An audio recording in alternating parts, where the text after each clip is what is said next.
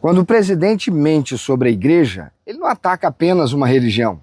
Ele ataca a verdade, a dignidade e a consciência de uma nação. O Brasil ouviu recentemente uma declaração absurda, irresponsável e ofensiva. A afirmação de que 90% dos evangélicos vivem de benefícios do governo. 90% dos evangélicos recebem os benefícios do governo. 90%. Então o que nós precisamos não é esperar que um pastor fale bem de nós. Nós temos que ir lá. Nós temos que conversar. Nós temos que escrachar cada mentira que eles contarem. Nós temos que escrachar cada mentira que eles contarem. Então você tem que mandar o cara que fez a notícia para aquele lugar. Nós temos que ser mais desaforados. Porque eles são desaforados. E nós não podemos ficar sendo quietinho. Não tem essa mais de Lula, paz e amor. Essa eleição vai ser uma guerra. Isso não é um erro. Isso não é ignorância. Isso não é imprecisão. Isso é uma declaração falsa. Isso é manipulação. Isso é desrespeito institucionalizado. E mais, é uma tentativa clara de transformar a fé cristã em massa de manobra política. E eu falo como pastor de uma igreja batista com 88 anos de história e integrante da maior convenção batista desse país. E eu afirmo com absoluta clareza, isso é uma agressão direta à igreja evangélica brasileira. É uma afronta aos pastores, é um ataque à dignidade dos fiéis, é uma tentativa de reduzir a fé cristã à dependência do Estado. Os batistas, historicamente, têm um princípio basilar, a separação entre igreja e Estado. Nós não somos braço de governo, nós não somos base eleitoral, nós não somos projeto ideológico, nós somos a Igreja de Cristo. Os cristãos evangélicos formam a Igreja Evangélica. E a realidade é simples. As igrejas evangélicas não vivem de benefícios do Estado. As igrejas evangélicas sustentam o povo quando o Estado falha. Somos nós que alimentamos famílias com cestas básicas, vestimos necessitados em situação de rua, levamos comida quente aos invisíveis da sociedade, socorremos populações em calamidades como enchentes, desabamentos e crises humanitárias. Nós capacitamos pessoas para o mercado de trabalho e o fazemos gratuitamente, abençoando essas vidas. Nós promovemos cursos de consciência de cidadania e capacitação para o empreendedorismo. Nós resgatamos dignidade social, oferecemos assistência médica e odontológica em ações de cidadania.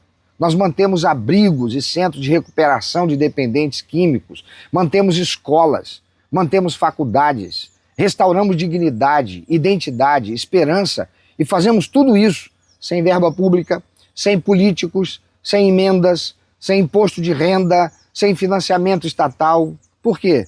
Porque nós não somos ONG. Nós não somos uma empresa social. Nós somos a Igreja de Cristo sustentada pela fidelidade, liberalidade e amor sacrificial daqueles que são seus membros. Senhor Presidente da República, respeite a igreja, respeite os pastores, respeite os evangélicos, respeite os brasileiros. Pare de usar a mentira como instrumento político. Pare de transformar a fé em ferramenta de manipulação de massas. Pare de tentar constranger a opinião pública usando estigmas e generalizações. Isso não é política. Isso é gestão política baseada em divisão. Isso é discurso de divisão. Isso é estímulo ao conflito social. E a palavra de Deus é clara. Lá em 2 Coríntios, capítulo 6, versículos 15 a 17, o apóstolo Paulo diz: que harmonia há entre Cristo e Belial? Que comunhão há entre o crente e o descrente?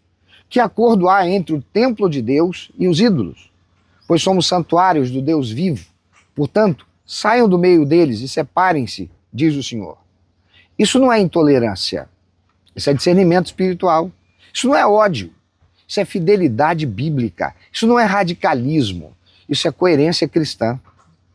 É inadmissível que um verdadeiro cristão dê o seu voto a uma pessoa moralmente inescrupulosa, mentirosa, contumaz, que fez da mentira método, da manipulação prática e do poder, um projeto.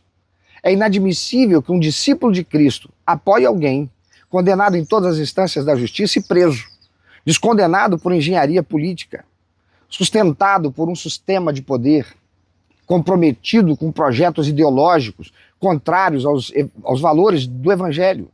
Isso não é perseguição política, isso é discernimento espiritual.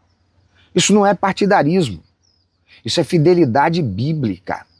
Um cristão, ele não pode dizer que segue a Cristo e ao mesmo tempo sustentar projetos que atacam a santidade de Deus no homem, a dignidade da vida, a família, a verdade, a moral.